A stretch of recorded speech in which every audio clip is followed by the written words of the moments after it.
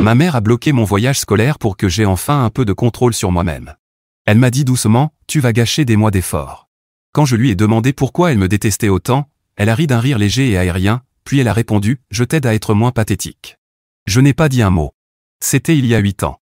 Ce matin, elle a essayé d'écrire un mot pour demander de l'aide, mais elle n'arrivait même plus à tenir le stylo. Ma mère voulait affamer un seul de ses enfants. Moi. Pas ma sœur parfaite dans sa robe de bal taille 0. Pas mon petit frère qui vivait de nuggets de poulet et de lait au chocolat. Juste moi, l'enfant du milieu qui prenait trop de place. Quand j'avais 8 ans, elle m'a giflé la main quand j'ai voulu me resservir. Heureusement, mon père est intervenu tout de suite. Il avait passé des années en foyer, là où les enfants ne recevaient pas plus d'un repas par jour. Il voulait briser ce cycle. Mais au lieu de s'arrêter, ma mère est devenue plus maligne. Les journées où mon père travaillait 16 heures d'affilée, les repas étaient sous son contrôle. J'ai commencé à le remarquer petit à petit. Elle servait des pancakes à mes frères et sœurs, et moi, j'avais droit à une cuillère à café de riz. C'est meilleur pour ta santé, disait-elle, tout en me regardant baver devant leurs assiettes. Eux avaient des goûters après l'école. Moi, j'avais des leçons sur l'écoute des vrais besoins de mon corps. La manipulation était la pire partie. Si jamais je demandais plus de nourriture, elle fondait en larmes. De vrais sanglots. Elle disait qu'elle essayait de m'aider, que j'étais ingrate. La culpabilité marchait.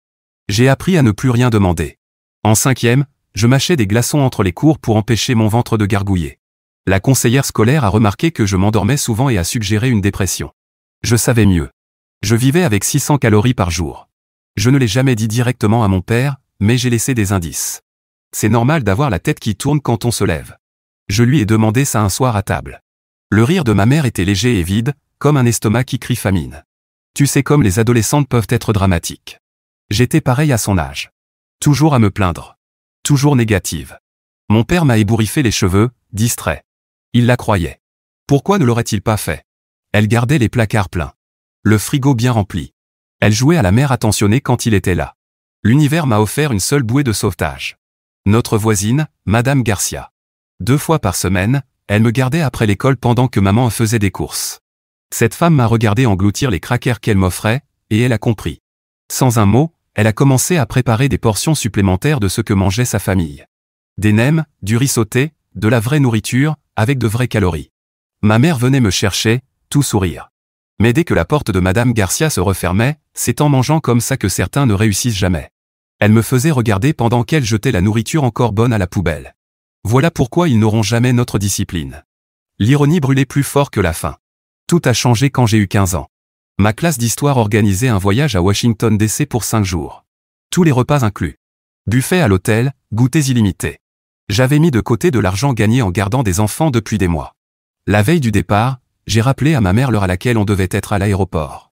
Son sourire était aussi tranchant qu'une lame. « Chérie, je ne pense pas que tu devrais y aller, dit-elle doucement. Tu fais enfin des progrès. C'est juste quelques jours. Tu vas tout gâcher, peut-être quand tu auras plus de contrôle. » Cette nuit-là, allongé dans mon lit avec le ventre tordu de douleur, j'ai senti un goût nouveau dans ma bouche, la clarté. Elle s'était nourrie de ma faim pendant 7 ans. Il était temps de voir si elle avait l'estomac pour goûter à sa propre médecine. À partir de là, je suis devenu une autre. Je me levais à 5 heures pour étudier, transformant chaque crampe de faim en concentration pure. Moyenne parfaite en première, 4e de promo en terminale. Les profs parlaient de transformation miraculeuse. En réalité, j'avais simplement appris que la vengeance exigeait de la patience. Dès que j'ai été accepté à la fac, j'ai choisi de devenir nutritionniste, spécialisé plus tard dans les soins aux personnes âgées. Ma mère pensait que je faisais attention à ma santé. En réalité, je devenais experte en établissement de soins. Et le lendemain de ma remise de diplôme, ma mère est devenue ma première patiente. C'est laquelle a eu un accident de voiture. Les caméras de surveillance étaient en panne, donc personne n'a jamais retrouvé son agresseur. Quel dommage. Heureusement, elle s'en est sortie avec quelques bleus et une prothèse de hanche. L'opération s'est bien passée, mais elle avait besoin d'un centre de rééducation. Heureusement pour elle, elle avait une fille qui connaissait parfaitement le système. Et qui croirait que sa fille nutritionniste est en train de l'affamer? J'ai trouvé l'établissement idéal, Sunset Manor Rehabilitation Center. Petit, sous-staffé, désespéré de recevoir l'aide des familles. La coordinatrice d'admission m'a presque supplié de m'impliquer dans le plan de soins de ma mère. La première semaine, j'ai commencé doucement. J'ai modifié ces portions pour soutenir la guérison, des quantités qui feraient pleurer un enfant de 3 ans. Quand ma mère se plaignait aux infirmières d'avoir faim, j'exprimais une inquiétude quant au délire post-opératoire. Le personnel hochait la tête avec compassion et notait tout dans son dossier. Dès la 2e semaine, elle a compris. Elle m'a attrapé le poignet pendant une visite, ses doigts étonnamment forts malgré la perte de poids. Ses yeux cherchaient les miens avec la même détresse que je voyais autrefois dans le miroir. J'ai doucement retiré sa main et replacé sa couverture. L'infirmière à la porte m'a souri devant tant d'attention. J'avais tissé des liens avec tout le personnel, apportant des cafés, mémorisant les prénoms de leurs enfants. Ils me faisaient entièrement confiance. Ma mère a tout essayé, parlé à l'infirmière-chef, commandé à manger en cachette. Mais j'avais déjà informé la réception de ces dépenses impulsives liées aux effets secondaires des médicaments. Le génie de mon plan résidait dans sa légitimité médicale. Chaque restriction avait une justification raisonnable, moins de sel pour sa tension, petite portion pour une guérison optimale, goûter limité pour éviter les interactions médicamenteuses. J'avais des études pour justifier chaque décision. Au bout de 3 semaines, ses pommettes sortaient comme des reproches aiguisés. Elle avait perdu 7 kilos. Le personnel félicitait ses progrès. J'apportais des gelées sans sucre en dessert et la regardais les manger, les mains tremblantes. Lors des visites en famille, je jouais la fille dévouée à la perfection. Mon père venait 2 fois par semaine, épuisé mais confiant. Je le tenais informé des bons soins. Ma mère restait silencieuse, sachant que la moindre plainte la ferait passer pour sénile. Mes frères et sœurs venaient rarement. Ma sœur était prise par son travail, mon frère par la fac. Quand il passait, je m'arrangeais pour que maman vienne de terminer un repas soigneusement pesé. Il voyait une femme convalescente bien entourée par une fille compétente. À la 4e semaine, les sueurs nocturnes ont commencé. Elle se réveillait trempée, son corps se dévorant de l'intérieur. Les infirmiers notaient de possibles effets secondaires des médicaments. Je suggérais une vérification de la thyroïde, gagnant une semaine de plus. Elle a tenté d'écrire des mots aux visiteurs, mais ses mains tremblaient trop. Ce qu'elle parvenait à rédiger ressemblait à des gribouillis de vieilles dames confuses. Je ne manquais pas d'exprimer mon inquiétude sur son état mental. L'ironie ne m'échappait pas. Autrefois, elle convainquait tout le monde que j'étais juste une ado dramatique qui faisait des chichis. Maintenant, je convainquais tout le monde qu'elle exagérait sa faim. Les mêmes mots, inversés. Une symétrie parfaite. Un après-midi, je l'ai surprise en train d'essayer de manger les fleurs d'un bouquet. L'infirmière qui l'a trouvée m'a appelé aussitôt, bouleversé. Je suis arrivé aussitôt, fille inquiète, et j'ai tenu la main de ma mère tout en évoquant une éventuelle évaluation psychiatrique. Nos regards se sont croisés par-dessus l'épaule de l'infirmière. J'ai vu dans ses yeux la reconnaissance.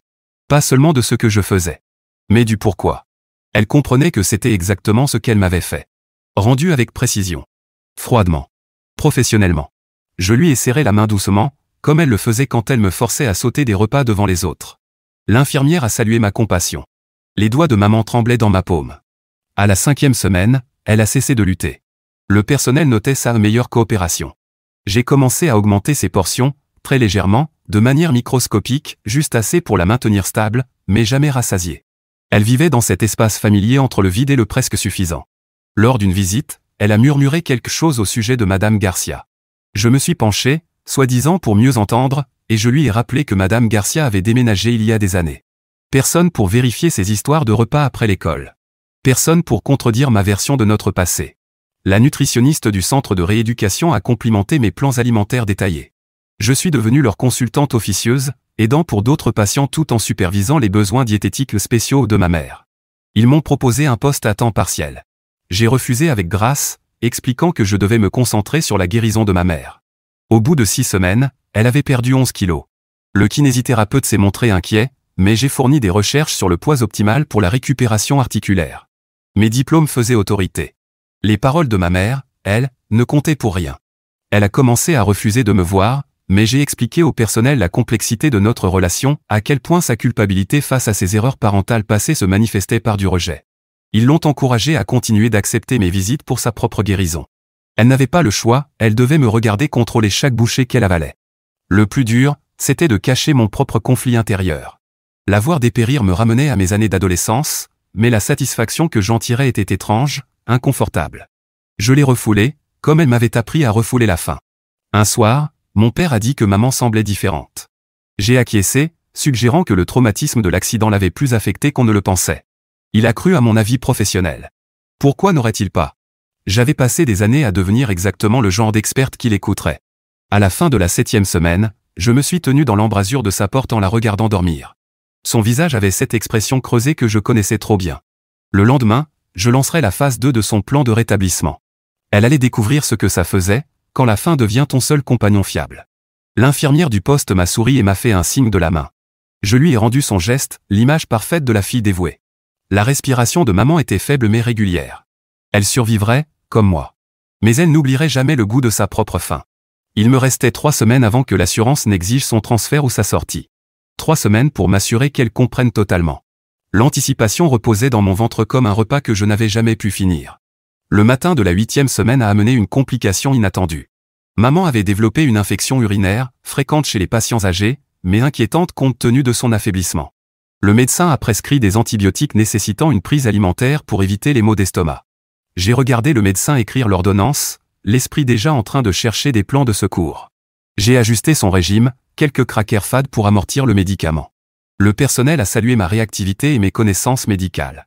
Ma mère suivait chacun de mes mouvements du regard pendant que je calculais le minimum de calories nécessaires pour accompagner les comprimés. Sa colocataire de chambre, une femme bavarde en convalescence après une opération du genou, a commencé à remarquer le régime alimentaire de maman. Lors de ma visite suivante, elle a souligné à quel point maman mangeait peu comparé aux autres. Je l'ai remerciée de sa sollicitude, expliquant que maman avait un système digestif fragile depuis l'opération. La colocataire a hoché la tête avec compréhension, puis a changé de sujet. Maman a commencé à chronométrer ses passages aux toilettes pour coïncider avec les livraisons de repas, espérant subtiliser des portions sur les plateaux. Le personnel l'a surprise une fois, des petits pains dissimulés dans les poches de sa blouse de salle de bain. J'en ai parlé à l'infirmière chef, suggérant une surveillance accrue pour détecter des signes de troubles de thésaurisation. Ils ont accepté de la surveiller de plus près. Le kiné m'a prise à part pendant la 9e semaine. La faiblesse musculaire de maman freinait sa récupération. J'ai fourni des articles sur l'atrophie musculaire liée à l'âge, et proposé des exercices adaptés.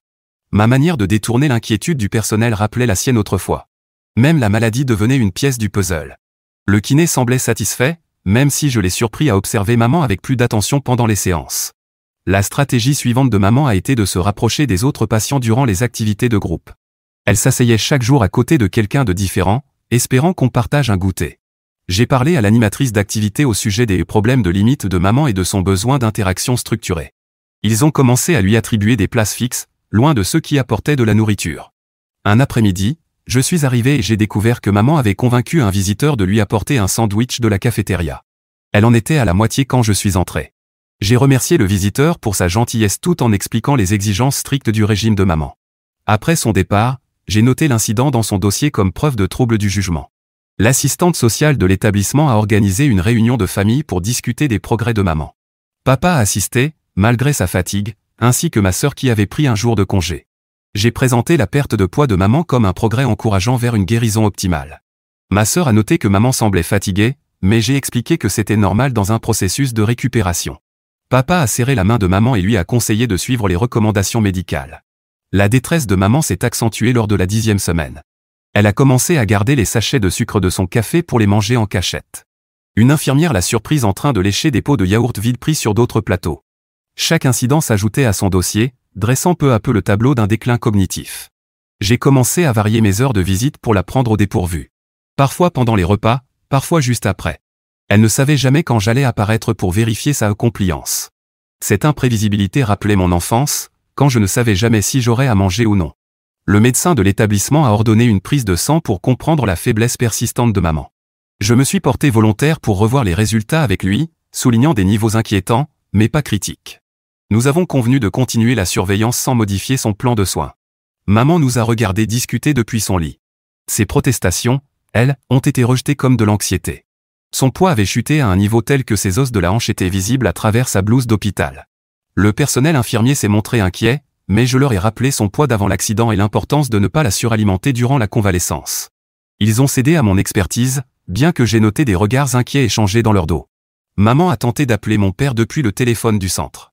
Mais je lui avais déjà parlé de sa confusion et de sa tendance à exagérer. Quand il m'a mentionné son appel, j'ai suggéré de limiter son accès au téléphone pour réduire son anxiété. Il a approuvé, trouvant cela probablement plus raisonnable. À la 11e semaine, les cheveux de maman ont commencé à tomber visiblement. Les infirmières ont noté cela comme un possible effet secondaire du traitement ou du stress. Je lui ai apporté un bonnet doux, disant que je voulais qu'elle soit à l'aise. Elle l'a jeté contre le mur après mon départ. D'après l'aide-soignante qui nettoyait sa chambre, l'ergothérapeute avait remarqué que les mains de maman tremblaient durant les exercices de motricité fine. J'ai expliqué qu'il y avait des antécédents familiaux de tremblements essentiels. Rien d'inquiétant. L'ergothérapeute a pris note mais a poursuivi les séances, même si les progrès étaient minimes. La dernière tentative désespérée de maman fut d'écrire une lettre à son médecin. Son écriture était à peine lisible, les mots décousus, affirmant qu'elle était affamée par sa propre fille. L'infirmière qui a trouvé la lettre me l'a montrée, inquiète de l'état mental de maman. Je l'ai lue attentivement, l'air troublé, et j'ai suggéré qu'il serait peut-être temps d'envisager une consultation psychiatrique. Le psychiatre est venu le lendemain. Maman a essayé d'expliquer sa situation, mais sa faiblesse physique l'a rendue émotive et confuse. Le médecin a noté des signes de dépression et de possible paranoïa. Je suis restée silencieuse pendant toute l'évaluation, offrant parfois quelques éléments de contexte sur notre dynamique familiale.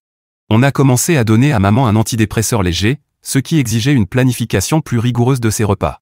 J'ai ajusté son programme en conséquence, maintenant les mêmes restrictions caloriques tout en respectant les horaires du nouveau médicament. Le personnel a salué ma rigueur dans la gestion de soins aussi complexes. À la fin de la 11e semaine, maman avait cessé de croiser le regard de quiconque. Elle restait allongée presque toute la journée, économisant son énergie. Le personnel attribuait sa léthargie à la dépression et l'encourageait à participer aux activités. Elle s'y prêtait à peine, se déplaçant comme un fantôme parmi les autres. Lors d'une visite, j'ai apporté des albums photos, espérant raviver des souvenirs positifs. Chaque photo montrait des moments de famille centrés autour de la nourriture, dîner de Thanksgiving, gâteaux d'anniversaire, barbecues estivaux. Maman a tourné le visage vers le mur, mais pas avant que je voie dans ses yeux qu'elle comprenait la cruauté de mon geste. La compagnie d'assurance a commencé à faire pression pour organiser sa sortie. Maman ne progressait plus comme prévu, mais ne répondait plus non plus aux critères pour un séjour en centre de soins spécialisé. J'ai alors recherché des agences de soins à domicile avec peu de supervision et un personnel débordé. L'assistante sociale a apprécié mon approche proactive. Lors d'une réunion sur le plan de soins, j'ai proposé un retour à domicile sous ma supervision. L'équipe s'est montrée préoccupée par sa faiblesse et mes capacités à gérer seul ses soins. J'ai présenté un plan détaillé, service de livraison de repas, infirmière à domicile, supervision quotidienne. Mes diplômes et mon apparente dévotion ont suffi à les convaincre. La panique de maman était palpable lorsqu'elle a appris le plan de sortie. Elle a attrapé la manche de l'assistante sociale, essayant d'exprimer sa peur. Je suis intervenu doucement, expliquant que maman avait toujours été émotive. L'assistante sociale lui a tapoté la main avec compassion et lui a assuré qu'elle serait entre de bonnes mains. J'ai passé la semaine suivante à préparer la maison, je retirais tout ce qu'elle aurait pu manger à mon insu. J'ai installé des serrures sur le garde-manger et le réfrigérateur, expliquant à papa que c'était pour surveiller son apport alimentaire à des fins médicales. Trop fatigué par son travail, il n'a pas posé de questions. Le service de livraison de repas que j'ai choisi était spécialisé dans les portions contrôlées, adaptées aux besoins médicaux. J'ai travaillé directement avec leur nutritionniste pour élaborer le menu de maman. Chaque repas était précisément calculé, sans place pour les écarts. Le livreur ne remettait la nourriture qu'à moi, garantissant un contrôle total. Maman a passé ces derniers jours au centre à m'observer en silence. Elle me regardait interagir avec le personnel, maintenant ma façade de fille attentionnée. Dans ses yeux, il y avait un mélange de peur et, autre chose, peut-être du respect pour l'ingéniosité de ma mise en scène. La veille de sa sortie, je me suis assise à son chevet pour lui expliquer les instructions des soins à domicile. Sa respiration était faible mais régulière, son corps s'étant adapté à la faim chronique, comme le mien autrefois. J'ai décrit avec douceur le nouveau rythme, les horaires de repas, les placards verrouillés, les heures de surveillance, tout ce qu'elle m'avait imposé, désormais perfectionné avec un savoir professionnel. La symétrie en était presque poétique. La coordinatrice des sorties est passée pour vérifier que tout était prêt. Elle m'a félicité pour mon engagement, soulignant combien peu de proches montraient autant d'implication. Je les remerciais, en disant combien j'avais appris de leurs soins exemplaires. Maman est restée silencieuse, sachant que toute plainte serait perçue comme venant d'une patiente difficile. Le jour de la sortie, je suis arrivé tôt pour aider maman à s'habiller. Ses vêtements pendaient sur son corps amaigri, nécessitant des épingles pour les ajuster. Le personnel s'est réuni pour lui dire au revoir, lui souhaitant une bonne continuation. Elle a hoché faiblement la tête, au-delà de toute résistance. Le trajet en fauteuil roulant jusqu'à la voiture fut lent, sa faiblesse exigeant des pauses fréquentes. Des membres du personnel tenaient les portes, l'encourageaient. Je poussais le fauteuil avec précaution, l'image même de la fille dévouée ramenant sa mère à la maison. Les mains de maman agrippaient les accoudoirs, les jointures blanches de tension. Il a fallu l'aide d'une aide-soignante pour la faire monter dans la voiture. Maman avait perdu tellement de masse musculaire que le moindre mouvement l'épuisait. J'ai remercié l'aide avec chaleur, attaché la ceinture de maman avec un soin étudié. L'aide a fait un signe d'au revoir, sans savoir ce qui l'attendait chez elle. Le trajet s'est déroulé en silence, sauf mes commentaires occasionnels sur le paysage. Maman regardait par la fenêtre, se souvenant peut-être de toutes ces fois où elle me sermonnait sur la nourriture lors de trajets en voiture. À présent, elle était impuissante, dépendante de la fille qu'elle avait autrefois contrôlée par la faim. En arrivant dans l'allée, j'ai vu que la voiture de papa n'était pas là. Il avait pris un quart supplémentaire, timing parfait. J'ai aidé maman à entrer, l'installant dans le fauteuil inclinable où elle s'asseyait autrefois pour me regarder vider mon assiette à peine entamée. L'ironie ne nous a échappé ni à l'une ni à l'autre. Je lui ai montré l'organisation de la cuisine, les placards verrouillés, le réfrigérateur vide. Je lui ai expliqué que son repas allait bientôt arriver, soigneusement portionné pour ses besoins. Elle a hoché la tête, comprenant que la prochaine phase de son éducation commençait. L'élève était devenu le maître, et les leçons continueraient. La première livraison de repas à domicile est arrivée pile à midi. J'ai signé pendant que maman observait depuis son fauteuil, les doigts crispés sur les accoudoirs. Le livreur m'a remis la glacière sans poser de questions, comme prévu. Je l'ai apportée dans la cuisine, faisant mine de vérifier son contenu avec minutie. La portion de maman était plus petite que celle servie en prison. Je l'ai réchauffée avec soin, disposée sur son assiette préférée pour accentuer son insuffisance. Elle a mangé mécaniquement, son corps entraîné par des semaines de privation à savourer chaque bouchée. Ce soir-là, papa est rentré pour trouver maman déjà couchée. J'ai expliqué qu'elle avait eu une journée fatigante, le temps de s'adapter à sa nouvelle routine. Il l'a embrassée sur le front, puis est allé dans la cuisine, où je lui préparais son rôti favori. L'odeur a dû monter jusqu'à la chambre de maman, une autre forme de torture que je n'avais pas planifiée, mais que je n'ai pas empêchée. Le lendemain matin, l'infirmière à domicile est arrivée pour évaluer maman.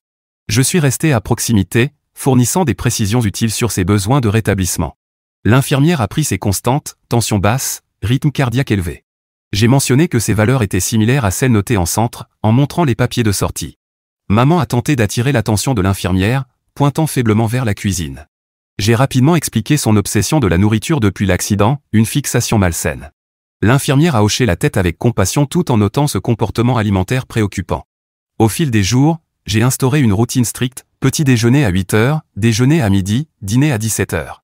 Chaque repas mesuré au gramme près, chaque calorie comptée. Maman a appris à ne plus demander davantage, comme je l'avais appris des années plus tôt. Le parallèle n'échappait à aucune de nous.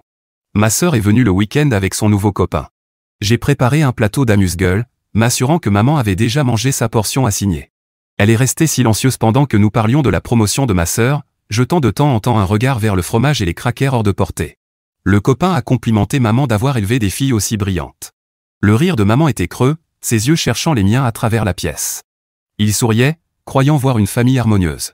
Ma sœur, elle, ne voyait rien des tensions sous-jacentes. Cette nuit-là, j'ai entendu maman essayer d'ouvrir la serrure du garde-manger. Les bruits de griffures résonnaient dans la maison silencieuse, désespérée, inutile. Allongé dans mon lit d'enfance, je me suis souvenu de nuits semblables où je descendais discrètement chercher à manger, pour ne trouver que des étagères vides, maman ayant caché tout ce qui se mangeait. Le lendemain matin, je trouvais des griffures autour du mécanisme de la serrure. Je les examinais avec une expression inquiète, mentionnant à papa que maman avait peut-être besoin d'un ajustement de son traitement. Il accepta d'appeler le médecin, faisant confiance à mon évaluation de son état mental déclinant. La stratégie suivante de maman impliqua les voisins. Honnêtement, je trouvais intéressant qu'elle utilise la même cuisine où elle m'avait autrefois affamé. Et ces petits détails, comme utiliser son assiette préférée pour rendre les portions minuscules encore plus visibles, montraient à quel point chaque étape avait été pensée. Elle se mit à s'asseoir près de la fenêtre lorsque les voisins jardinaient, espérant attirer leur attention. Je le remarquai et réarrangeai les meubles, expliquant que la lumière directe du soleil n'était pas bonne pour sa convalescence. La nouvelle disposition bloquait sa vue sur la rue. Lors d'un rendez-vous en kinésithérapie, maman s'effondra. La thérapeute m'appela immédiatement, la voix tendue d'inquiétude. Je me précipitai, trouvant maman allongée sur le tapis d'exercice, tremblante d'épuisement et de malnutrition. La kiné suggéra d'augmenter son apport calorique, mais je présentais des recherches sur le syndrome de réalimentation, soulignant les dangers d'une prise de poids trop rapide. De retour à la maison, je préparais son déjeuner avec un soin particulier, ajoutant 3 crackers supplémentaires pour montrer ma préoccupation. Maman les mangea lentement, son corps avide de la moindre calorie. Je l'observais depuis l'embrasure de la porte, me souvenant de la façon dont elle me regardait manger mes maigres portions avec le même détachement curieux. L'aide-soignante à domicile, venue pour le bain de maman, fit une remarque sur ses côtes saillantes. Je partageais ses inquiétudes, expliquant que l'accident avait affecté son appétit. L'aide l'aida à entrer dans la baignoire pendant que je préparais des vêtements amples, choisis pour dissimuler son apparence squelettique aux yeux non avertis. Les tentatives de maman pour communiquer devinrent plus désespérées. Elle commença à laisser des petits mots là où elle pensait que je ne regarderais pas, derrière des cadres, dans des livres. Je les trouvais tous, évidemment. Son écriture s'était encore détériorée, les messages à peine lisibles. Des appels à l'aide. Je les collectais soigneusement et les rangeais avec ses documents médicaux. Si jamais quelqu'un remettait en question mes soins, ces notes paranoïaques ne feraient que confirmer le récit de sa santé mentale déclinante. Maman m'observa organiser les papiers, la compréhension naissant dans ses yeux creusés. L'ironie de notre inversion des rôles me frappa un après-midi particulièrement calme. Maman somnolait dans son fauteuil pendant que je préparais son dîner, ce même fauteuil où elle s'était autrefois assise pour me regarder lutter contre la faim. Aujourd'hui, elle occupait cette place, diminuée et dépendante, pendant que je contrôlais chaque aspect de sa subsistance. Son repas ce soir-là, un bouillon de légumes avec une petite portion que j'avais calculée avec précision, juste assez pour la maintenir fonctionnelle, jamais rassasiée. Elle mangea sans protester, ayant appris que résister ne menait qu'à plus de restrictions. Il lui avait fallu des mois pour apprendre cette leçon. Moi, des années. Papa remarqua la perte de poids de maman lors du dîner du dimanche. Je servis un rôti pour la famille, tandis que maman recevait son plat spécial, expliquant ses restrictions alimentaires avec aisance. Mon frère, de retour de l'université, dit que maman avait l'air fatiguée. J'acquiesçai, suggérant que sa convalescence était plus difficile que prévu. Après le dîner, je surpris maman en train de grignoter des miettes sur la nappe.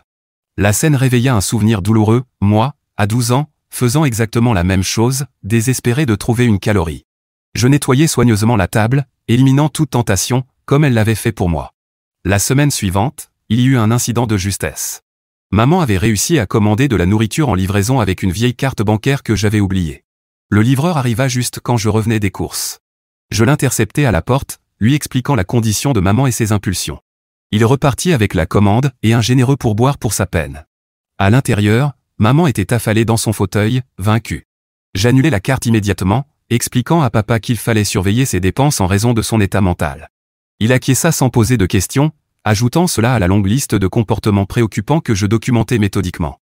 Son désespoir culmina lorsqu'elle tenta de manger des plantes. Je la surpris à mâcher une feuille de crassula, le menton taché de jus vert. La scène était pitoyable et familière. J'avais moi-même essayé de manger de l'herbe du jardin, autrefois, animé par la même faim insoutenable. Je retirai toutes les plantes, expliquant à papa que certaines étaient toxiques et que maman n'était plus fiable. Il m'aida à les déplacer au garage, secouant la tête face à ce qu'était devenue sa femme depuis l'accident. S'il savait que l'accident n'était que le début. L'infirmière à domicile revint pour un suivi. Maman avait encore perdu 8 livres. L'infirmière exprima une inquiétude sérieuse et suggéra une sonde d'alimentation. Je parus hésitante, exprimant ma réticence à adopter une mesure aussi extrême, mais acceptai d'en parler avec le médecin. Cet après-midi-là, j'augmentai légèrement la portion de maman, juste assez pour éviter toute intervention médicale. Elle mangea avec gratitude, son corps réagissant avec une ferveur pathétique à la moindre calorie supplémentaire. Je l'observai, me souvenant de ma propre reconnaissance pour de telles miettes de compassion. Sa dernière tentative de résistance passa par mon frère. Lors de sa visite suivante, elle réussit à l'attraper à part pendant que j'étais aux toilettes. Je revins et la trouvai serrant ses mains, des larmes coulant sur ses joues. Il avait l'air mal à l'aise et perdu, me lançant un regard interrogateur. Je les séparai doucement, expliquant que maman faisait des épisodes de confusion et de paranoïa. Mon frère acquiesça, se souvenant des documents que je lui avais montrés sur son déclin mental. Il l'embrassa et promit de revenir bientôt, ignorant qu'elle venait de tenter un appel au secours. Ce soir-là, maman ne pleura plus. Elle resta assise, le regard vide, comprenant enfin ce que j'avais su depuis l'enfance, quand la personne qui contrôle ton alimentation est aussi celle qu'on considère comme ton soignant, personne ne remet la faim en question. Personne n'enquête sur la perte de poids. Personne ne croit la victime. Je préparai son repas du soir avec la même précision que d'habitude, 3 onces de protéines, un quart de tasse de légumes, un petit pain.